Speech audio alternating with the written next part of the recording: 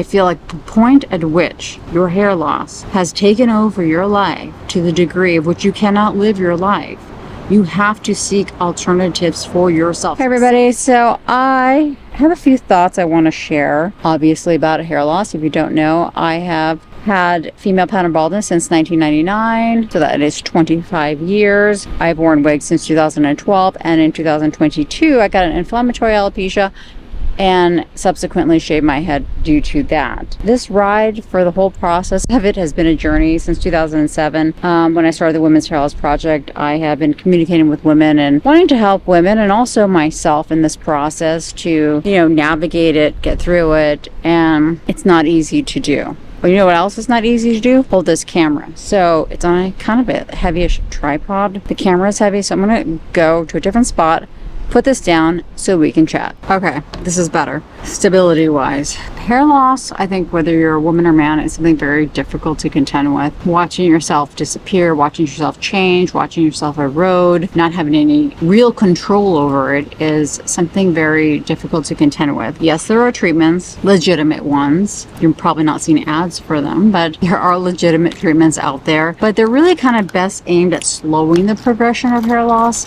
which has merit. It has a tremendous amount of merit on many fronts. I treated my hair loss for many, many years. I think one of the biggest things in this process is trying to accept that this is what we have to deal with. Like, I don't get a say in this. Like, this is what I've had to deal with since I was 21. And the reason why I lost so much of my life, I always say I lost about 13 years of my life, was because I couldn't accept that this was my reality. I was in denial. I couldn't accept it. I needed all my hair back where I couldn't live. That kept me stuck and unable to move forward and unable to see that there were possibilities out there that could help me to have a better life, albeit not how I would have preferred it to be. I was definitely born with enough hair for 3 people, very thick hair, and that led me to be very dismissed in my hair loss life, and still to this day I'm dismissed. We'll just take a side tangent here for 1 second and say, because it has to be said,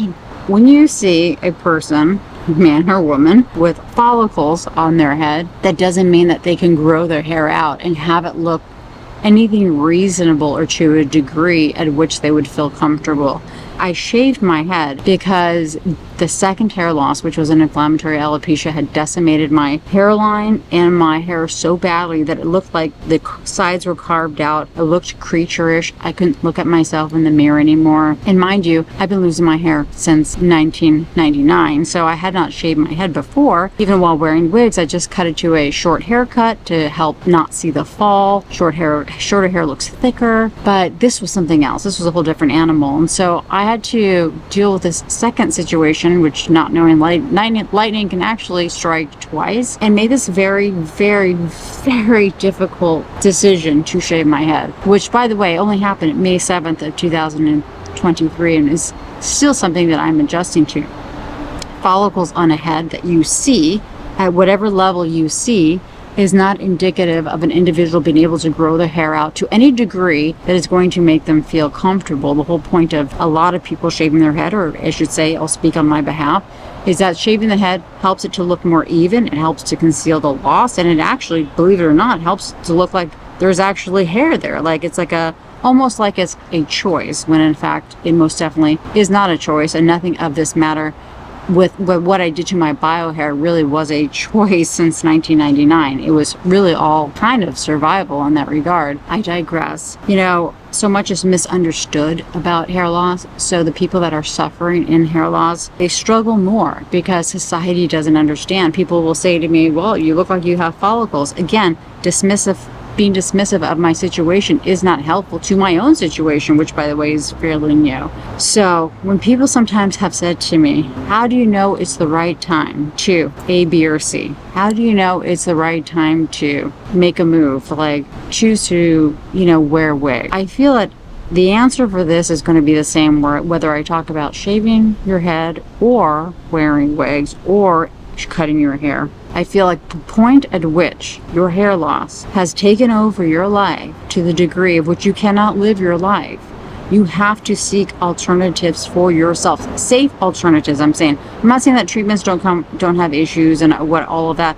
I'm saying safe alternatives that aren't going to irreparably scar you. Always know when you go into a treatment, there's risk associated with that. Anything that can make your hair grow can possibly make it fall out. Yes, a wig doesn't have the implications of maybe hair transplant surgery, which for women, by the way, which my audience is mainly women, you should know that if you have female pattern baldness, you are most likely not a candidate for a hair transplant surgery. Most women with androgenetic alopecia are not. It's like a whole different topic, but it's due to the diffuse nature of it, not having a stable donor area. But I feel the point at which you cannot live your life is a point at which we need to make a change. And I didn't do that for myself. I lived so many years praying, going to church, praying to St. Jude, praying for a miracle that was never going to happen for me. The miracle that had to happen for me was the miracle of the change of which I was willing to do for myself, including wearing wigs, cutting my hair short in 2012.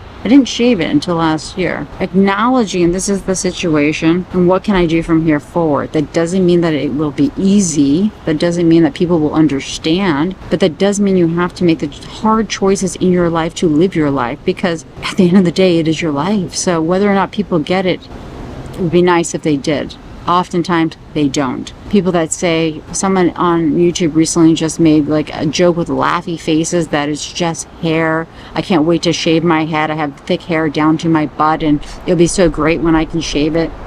Which is so incredibly callous and insensitive to all of the women that have lost themselves in this process. This, by the way, is not a choice. This is a choice of necessity, of survival, so that I can choose to live my life beyond hair loss, choose to not hand over my life to hair loss. That part is a choice I am making, but it is due to needing to survive the situation of which I am in. I wish I had the hair I grew up with. I wish I had the hair that people complimented all the time. That's the single defining feature I grew up with. I grew up with thick hair, thick and long. People say that they had crappy hair growing up, they never had good hair, this, that, or the other thing.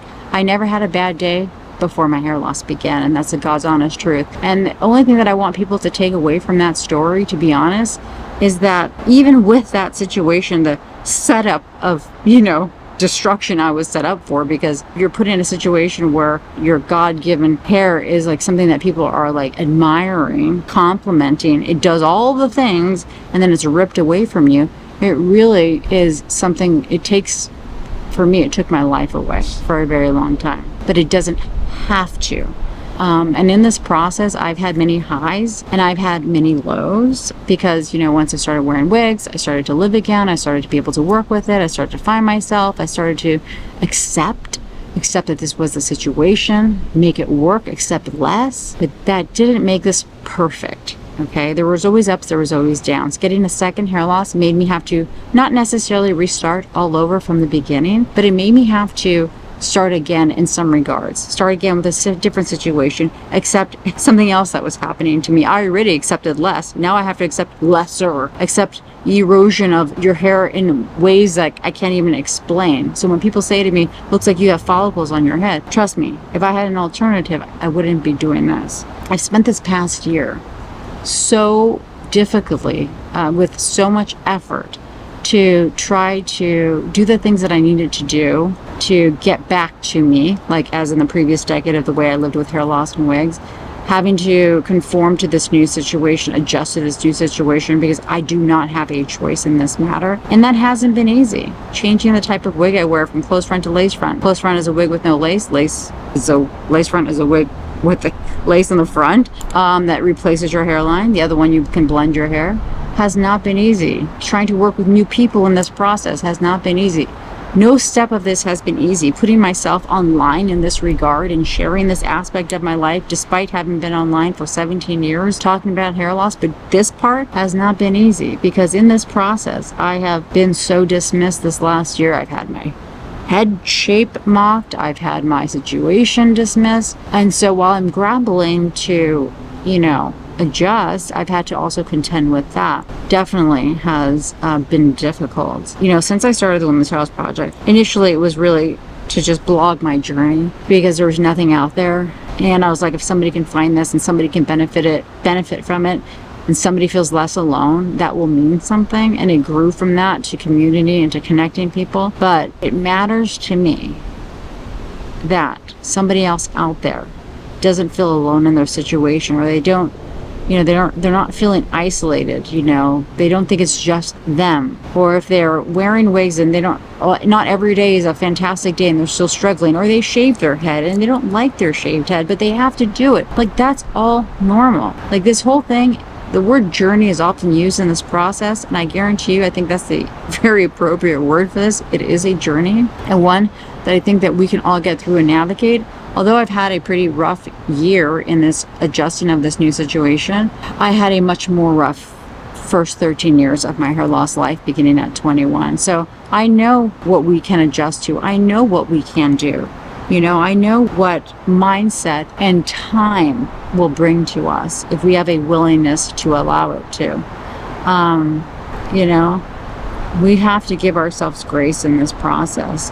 And yeah, we have to give ourselves grace in this process. I guess maybe that's the bottom line. None of it will ever be perfect. It's still hair loss. I will never have the question as to why me. That I will never be able to answer. I know that this is just what I have to deal with in life. And so I have to make all of the choices that I can and do as much as I can for myself to help myself have the most successful outcome. And that I learned quite a while ago, beginning, over a decade ago.